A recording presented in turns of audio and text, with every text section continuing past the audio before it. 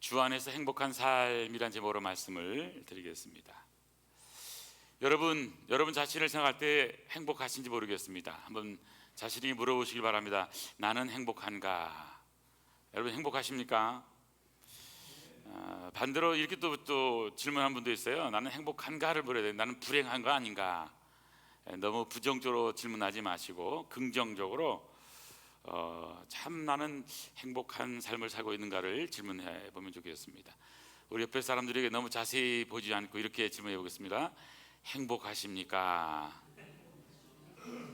예, 당신은 행복하십니까? 여러분 대답이 뭔지 모르겠지만 이런 대답에 대해서 나 죽을 맛입니다, 이런 대답을 할 수도 있지만 그런 대답 하지 마시고요. 나는 행복합니다, 이런 대답을 해보시길 바랍니다. 나는 행복한 존재다. 사람에 따라서 행복의 가치, 또 행복의 개념, 행복의 추구 여러 가지가 다를 수 있지만 사실은 이렇게 살아있다고 하는 것, 숨을 쉴 수 있다고 하는 것, 우리가 뜨거운 태양을 공짜로 맞는다는 것, 또 그 엄청난 비를 공짜로 우리가 또 맞는다고 하는 것, 부정적으로 보면 한없이 부정적이 되지만 긍정적으로 보기 시작한다면요, 우리가 감사하고 행복하지 않을 일이 없다라고 하는 사실입니다. 나는 불행합니다 라고 하는 그 사람의 고백 속에는 불행한 이유들로 가득 차 있다고 한다면, 나는 행복합니다 라고 하는 이 고백 속에는 행복한 이야기로 가득 차 있다는 것을 생각해 볼 때 어떤 의미에서 행복은 선택이라고 말씀을 드릴 수가 있습니다. 오늘 빌립보서 4장은, 특별히 빌립보서는 사도 바울이 로마 감옥에 갇혀서 옥중에서 사랑하는 빌립보 성도들을 향하여 쓴 서신입니다. 편지입니다. 그러면서 본인은 지금 불편함 속에 자유를 억압받는 그런 감옥 속에 있으면서도 오히려 밖에 있는 성도들을 향해서 여러분 기뻐하시고 행복하세요, 나는 정말 행복한 삶을 살고 있습니다 라고 고백하고 있는 오늘 말씀을 우리는 접하게 됩니다. 이 빌립보서의 특징이 기쁨의 서신이라고 하는 특징이 있을 만큼 기뻐한다 라고 하는 이 단어가 17번 반복돼서 나오고 있습니다. 여러분, 기뻐한다고 하는 것, 오늘이 행복하다고 하는 것, 오늘이 참 기쁨이 있다고 하는 것은 얼마나 복된 것일까 생각을 해보게 됩니다. 스티븐 코비라는 분이 쓴 책 가운데서 오늘이 내 인생 최고의 날이라고 하는 그런 책이 있습니다. 행복한 사람은 세 가지를 선택한다고 말하고 있습니다. 행동을 선택하게 되고, 목적을 선택하게 되고, 또 원칙을 선택하게 되는데, 개개인에 따라서 다양하겠지만 행복하는 것도 선택이라고 하는 것을 쓰고 있는 것을 보게 됩니다.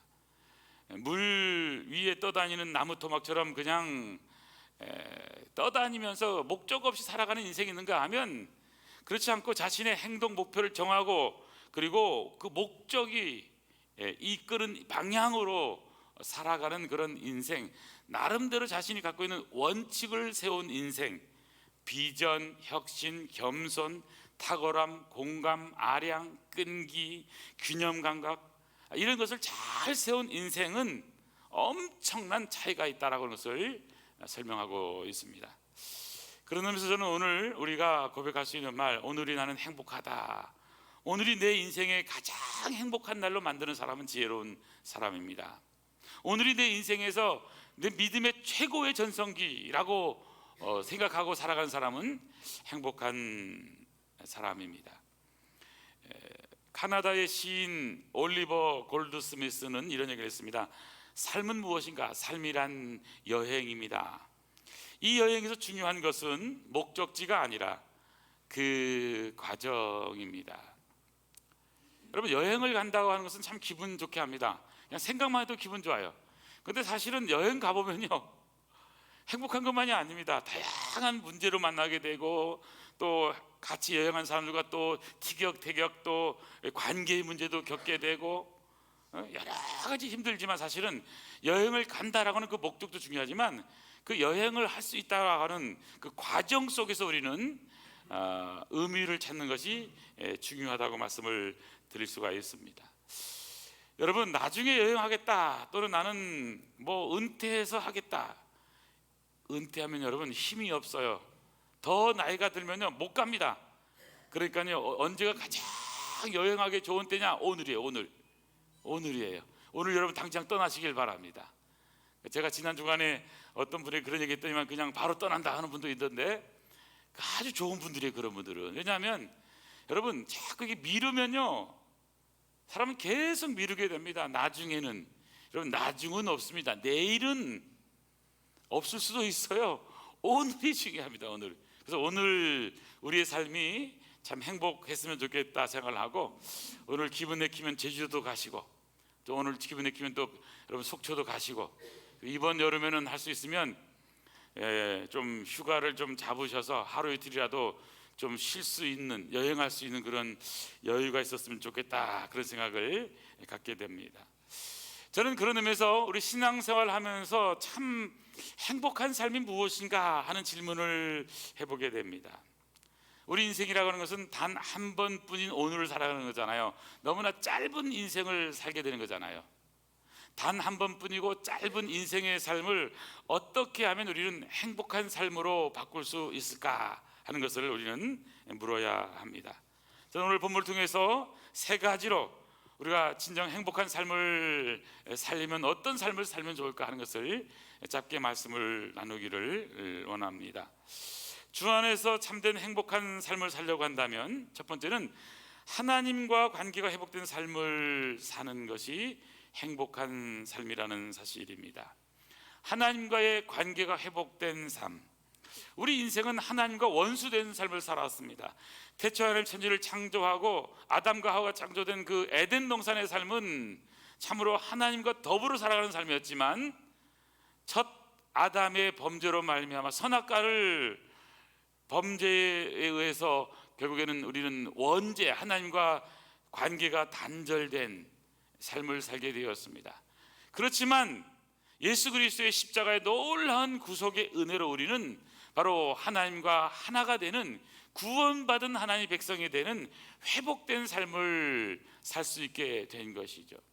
애굽에서 노예 생활을 하던 이스라엘 백성들도 어린 양의 피로 말미암아 구속받고 구원받아서 새로운 삶, 유월절 어린 양의 피의 구속의 은혜를 받은 사람들, 이스라엘 백성들은 바로 행복한 삶, 바로 회복된 삶을 사는 자라고 성경은 말씀합니다.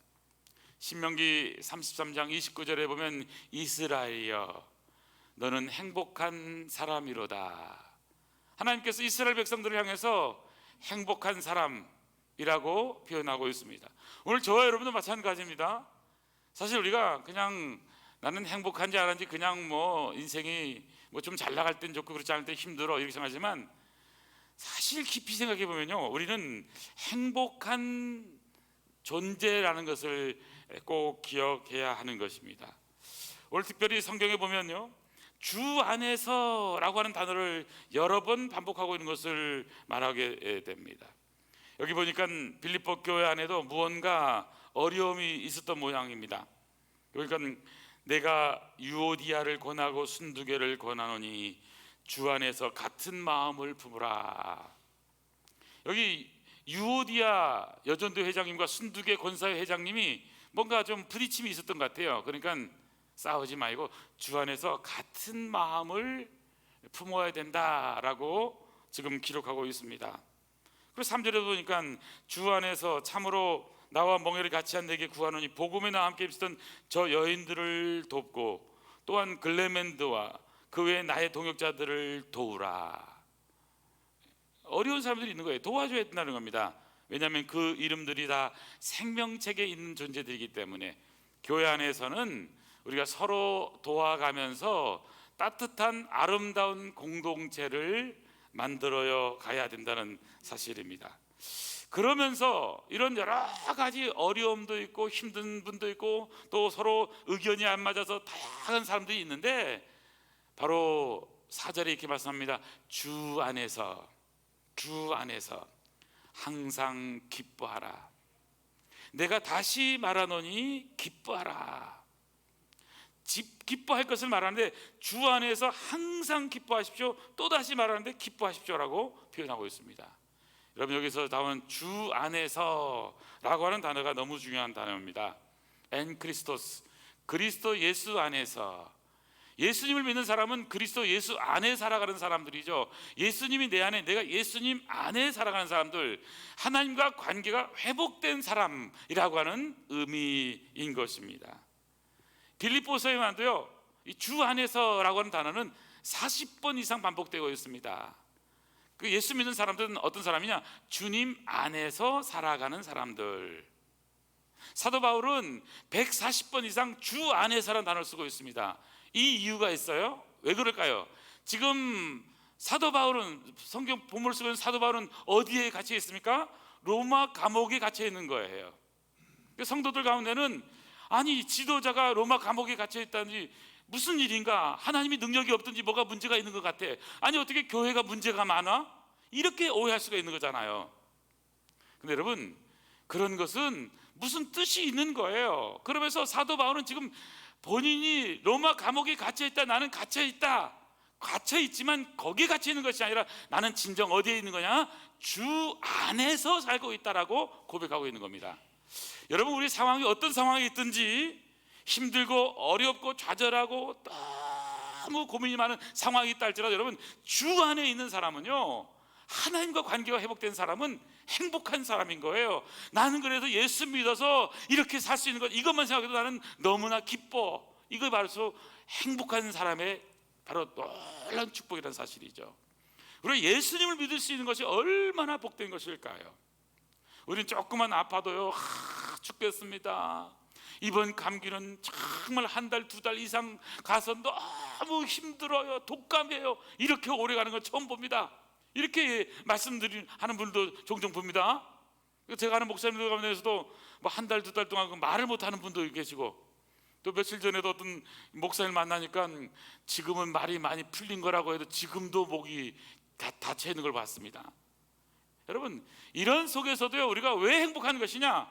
우리는 사실 주님 안에 있기 때문에 그런 거예요.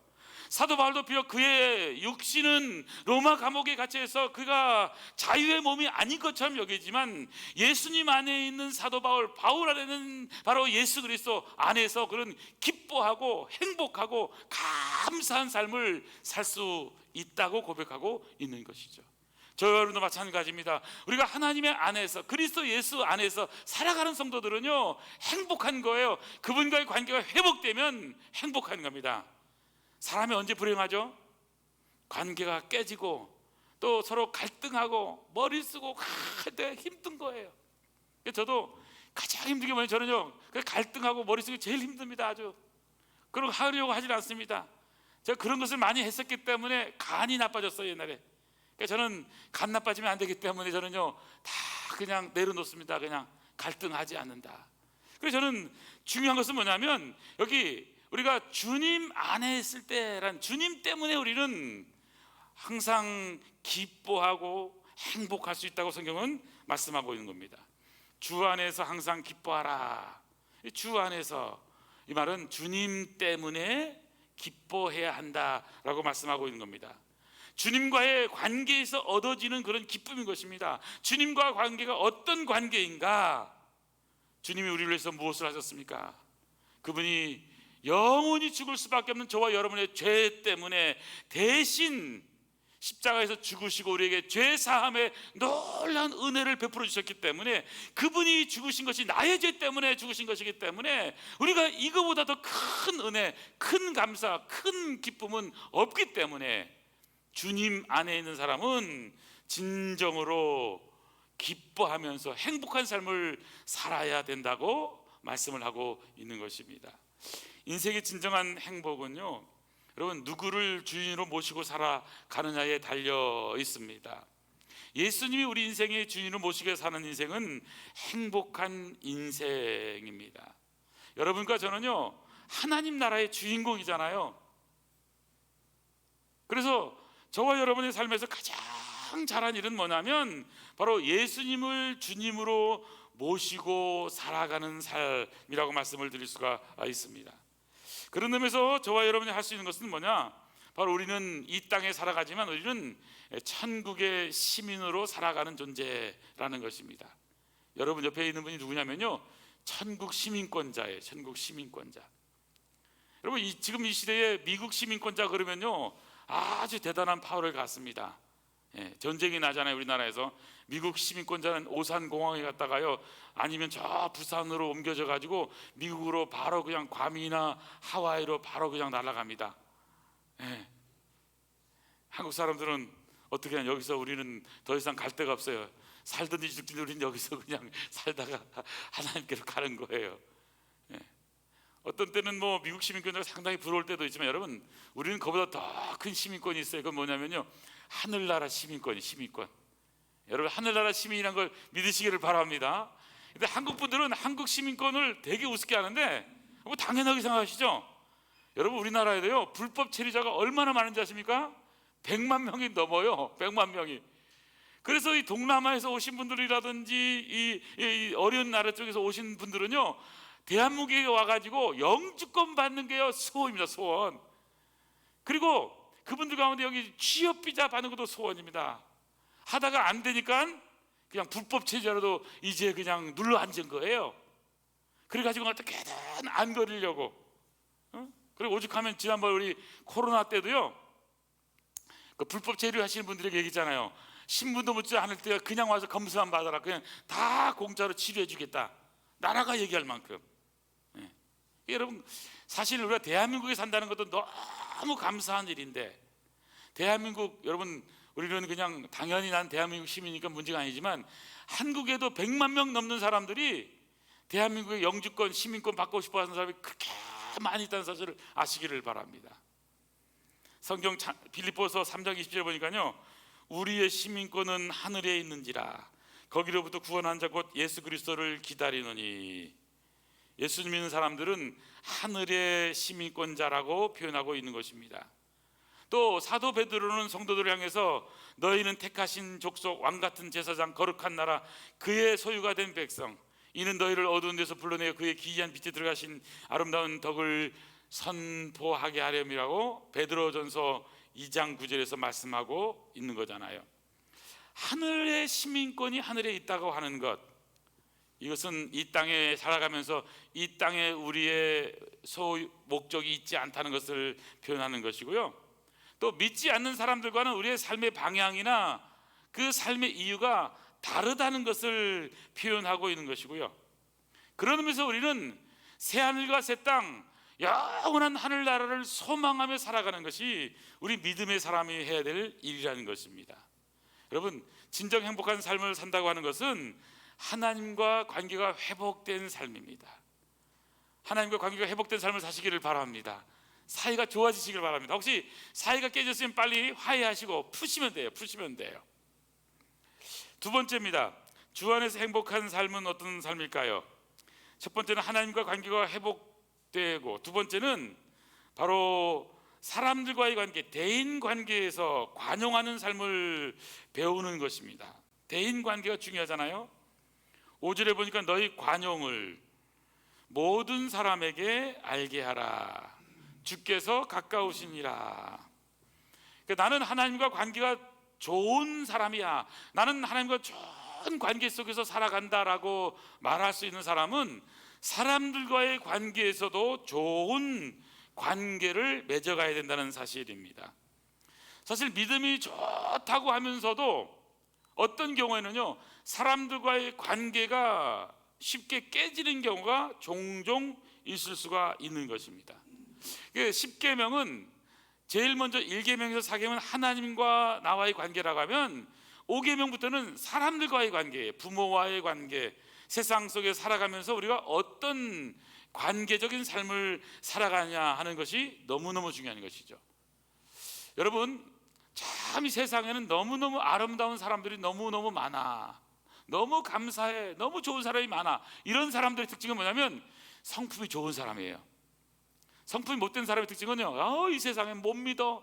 세상에 다 나쁜 것들이야. 나의 주위에는 왜 이렇게 나쁜 놈들 많이 있어? 그 왜 나쁜 놈들 많이 있어요? 나쁜 놈이기 때문에 그런 거예요. 내가 나쁘니까 나쁜 사람만 끼리끼리 노는 거예요 다.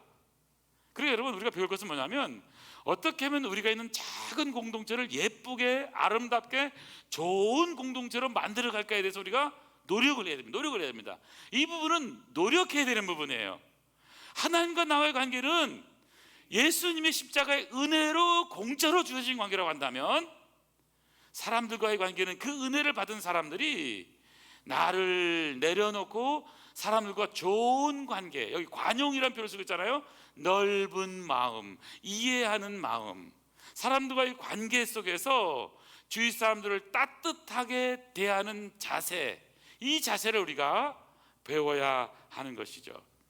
그런 의미에서 우리는 스스로에게 물어봐야 됩니다. 나는 따뜻한 사람인가, 아니면 시베리아의 찬바람, 쌩쌩 부는 찬바람이 부는 사람인가? 스스로 물어보세요.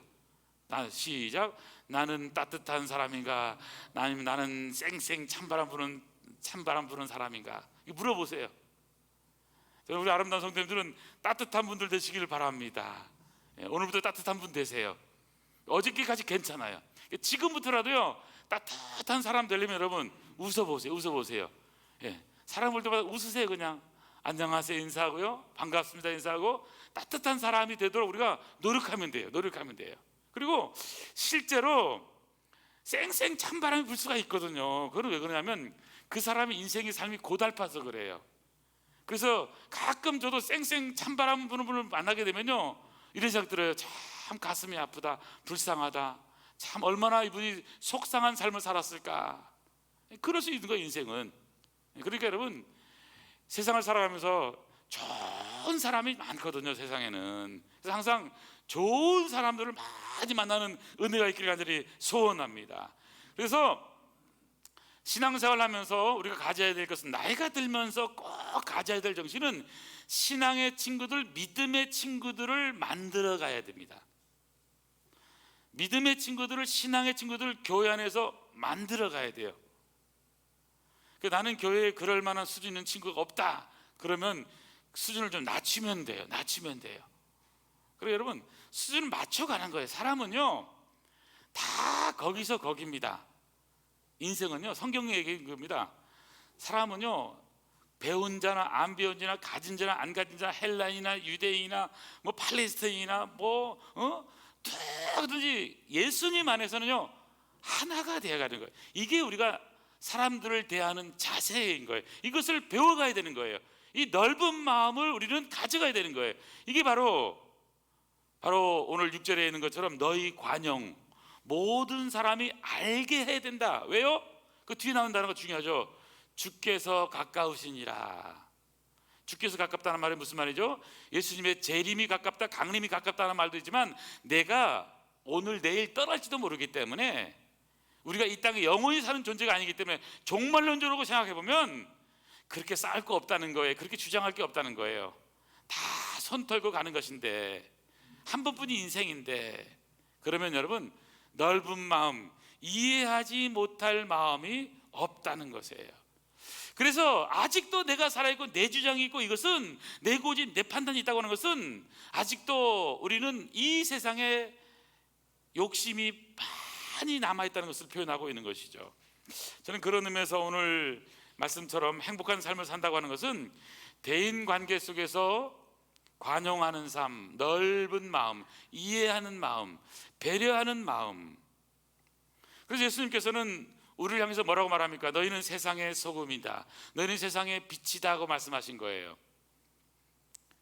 그러면서 마태복음 5장 16절에 이같이 너희 사람 앞에 비치게 해서는 그들로 너희 착한 행실을 보고 하늘에 계신 너희 아버지께 영광을 돌리게 하라. 믿지 않는 사람들이 우리의 착한 행실, 우리의 관용하는 그런 넓은 마음, 이해하는 마음을 보고 하늘에 계신 아버지께 영광을 돌리게 하라고 말씀하고 있는 것입니다.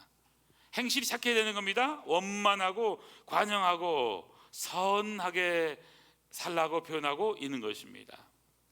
악덕업자, 악덕 성도가 돼서는 안 되는 겁니다. 성경은 넓은 마음, 관용하는 사람, 관용할 것을 표현하고 있는 것입니다. 그래서 우리가 늘, 저도 가끔 표현 씁니다만은, 그럴 수도 있지, 시작, 그럴 수도 있지, 오죽하면 그렇게 했을까? 오죽하면 그렇게 했을까? 예. 여러분, 그럴 수가 있는 거예요. 사람은. 예. 오죽하면 그렇게 하겠어요? 가슴 아픈 일이죠. 그렇지만은 우리가 어쨌든 넓은 마음을 자꾸 가져가려고 하는 것이 너무너무 중요한 것입니다. 디도서 3장 2절에 보니까 아무도 비방하지 말며 다투지 말며 관용하며 범사의 온유함을 모든 사람에게 나타낼 것을 기억하라. 예. 저도 이게 옳고 그르고 막 따지고 이러보니까요, 문제를 자꾸 보니까 이 문제를 풀려고 하니까 문제가 풀려지는 게 아니에요. 더 실타래가 꼬여요. 그래서 제가 몇 주 전에 기도하면서요, 이 기도를 제가 완전히 바꿨습니다. 기도 응답을 제가 받았습니다. 문제 푸는 걸 하나님 난 못합니다. 하나님이 알아서 하십시오.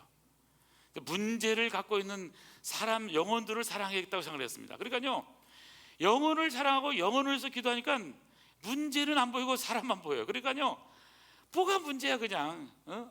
문제는 하나님이 알아서 풀든지 말든지 그건 내가 풀 수 있는 영역이 아닌데, 대신에 영혼을 사랑하고 영혼을 살리고 영혼을 키우고, 이것은 제가 할 일이잖아요.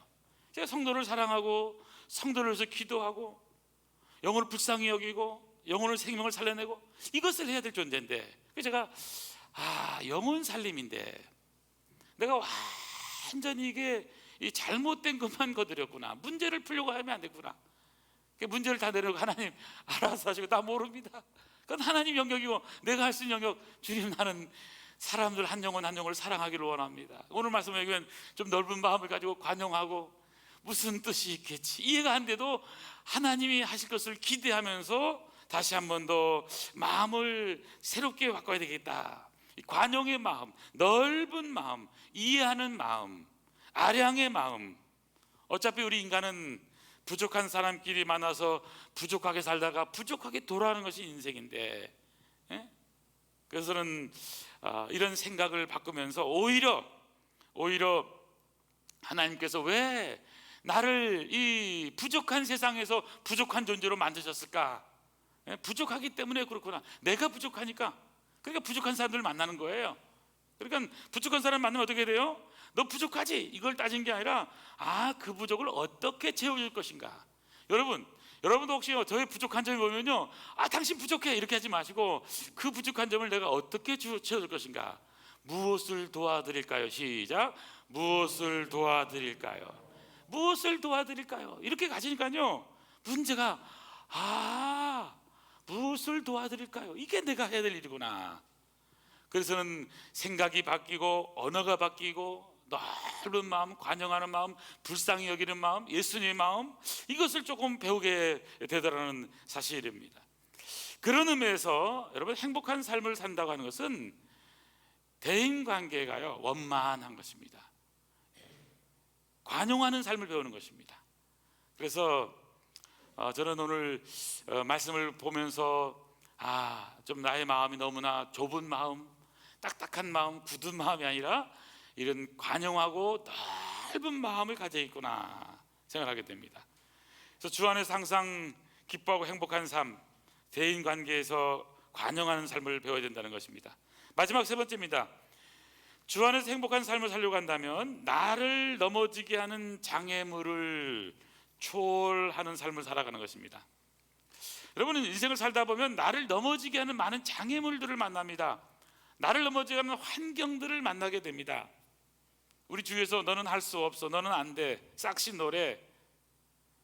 우리는 과거에 이런 많은 어릴 때부터 들었던 이런 이야기들, 또 이런 환경들, 이런 장애물들 때문에 힘들어하게 됩니다. 그 건드리면 막 튀어요. 막 그냥 아킬레스건이 돼서 그냥 더 열을 내기도 합니다. 기쁨을 빼앗는 부정적인 환경들, 행복을 빼앗는 그런 여러 가지 장애물들이 우리에게 있을 수 있습니다. 근심, 걱정, 오만 가지 생각, 다 우리를 염려하게 하고 우리를 무너지게 하는 것입니다. 그래서 오늘 성경에 보니까 아무것도 염려하지 말고, 이 염려라고 하는 이 단어는 마음이 쪼개어진다는 표현. 마음이 그냥 쪼개지고 거울이 깨지는 것처럼요, 깨진 거울처럼 깨져버린다. 마음이 깨져버리는 것이 바로 염려라는 것이죠.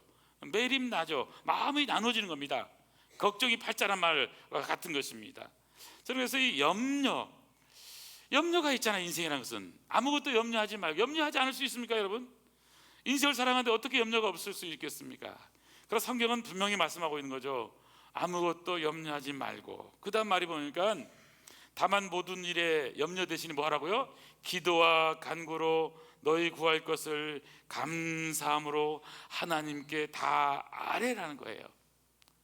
그리하면 모든 지각에 뛰어난 하나님의 평강이 그리스도 예수 안에서 너희 마음 생각을 지켜주시겠다고 하는 그런 약속입니다. 여기 염려하지 말라라고 하는 것은 여러분 명령이에요. 그래서 순종하라는 겁니다. 염려하지 않겠습니다라고 순종하라는 거예요. 이해가 안 되면 복종하라는 겁니다. 염려하지 말라. 로마 옥중에 바울이 갇혀 있잖아요. 염려가 얼마나 많겠어요. 본인도 있겠지만 성도들도, 우리 리더가 갇혀 있으니까 얼마나 힘들었겠어요. 죽음을 앞두고 있기 때문에. 그렇지만 오히려 염려 대신에요, 주 안에서 항상 기뻐하라고, 행복하라고 지금 오늘 성경은 말씀하고 있습니다. 기도와 간구로 너희 구할 것이 있으면 감사함으로 할렐루야 찬양하면서 하나님께 아뢰라고 말씀하고 있는 것이죠. 여러분, 염려하는 것도 선택이지만 염려하지 않는 것도 선택이라는 것입니다. 염려라고 하는 것, 근심한다고 걱정한다는 것은 여러분 100가지가 있으면요 한 60%는요 근거가 없는 거랍니다. 근거가 없는 거. 그리고 30%는 이미 지나간 거예요. 지나간 거예요. 다 이미 다 필요 없는 거예요. 10% 정도만이 염려라고 말합니다. 그 10% 가운데서 내가 할 수 없는 것들도 한 3%가 된대요. 내가 진짜 염려할 거는요 5%, 6%밖에 안 된다는 거예요. 근데 우리는 나머지 95%까지 다 해서 염려를 한다는 거예요. 그러니까 염려한다고 여러분 키가 자라는 것도 아니고, 염려한다고 하얀 머리가 되는 게 검은 머리로 바뀌어지는 것도 아니고, 주름살이 줄어드는 것도 아니고. 자, 그렇기 때문에 우리가 염려 대신에 우리가 말씀을 우리가 받아야 되는 거잖아요. 예수님께서 뭐라고 말씀하십니까? 마태복음 6장 27절, 너희 중 누가 염려함으로 그 키 한 자라도 더 자라게 할 수 있느냐? 마태복음 6장 34절, 그러므로 내일 일을 염려하지 말라. 내일 일은 내일 염려할 것이고 한날 괴로움은 그날에 족하니라. 마태복음 6장 30절, 오늘 있다가 내일 아궁에 던져지는 들풀도 하나님이 이렇게 입히시거든 하물며 너희일까 보냐. 믿음이 작은 자들아, 그러므로 염려하여 이르기를 무엇을 먹을까, 무엇을 마실까, 무엇을 입을까 하지 말라. 염려 대신에 우리가 할 것은 기도하고 간구하라는 겁니다. 아무것도 염려하지 말고 오직 모든 일에 기도와 간구로 너희 구할 것을 감사함으로 하나님께 기도하면, 우리 자신을 바꾸면 환경을 바라봐서 마음의 근심 걱정 더 생기기 때문에 환경을 바라보는 눈을 하나님을 향하여 돌려서 하나님을 바라보고 그분이 하실 일들을 기도하면 그분이 이루신다는 것입니다. 그런 의미에서 염려, 근심, 걱정은 다 내려놓고 하나님께 기도하는 은혜가 있기를 간절히 소원합니다. 그래서 실제로 우리가 해야 될 가장 소중한 일은 하나님의 역사를 기대하는 것입니다. 사람이 하는 게 할 수가 없는 것이 더 많아요. 보니까 하나님이 도와주셔야 되는 거더라고요. 보니까요. 그래서 염려로 시간을 보내고 염려로 시간 죽이지 말고 여러분 기도하는 아름다운 공동체 되기를 간절히 축원합니다. 그래서 다시 한번, 하나님은요 하나님의 자녀들이 잘 되기를 원하세요. 여러분 잘 되기를 원하세요. 하나님 제가 잘 되기를 원하세요. 우리 아름다운 교회가 잘 되기를 원하세요. 아름다운 성도님들 가정이 잘 되기를 원하세요. 여러분 자녀들이 잘 되기를 원하시잖아요. 하나님의 마음이 그 마음이에요. 자, 그렇기 때문에 우리가요 꼭 가져야 할 것은 하나님이 우리를 잘 되게 하실 거라는 믿음을 가지고 여러분 행복하시기 바랍니다.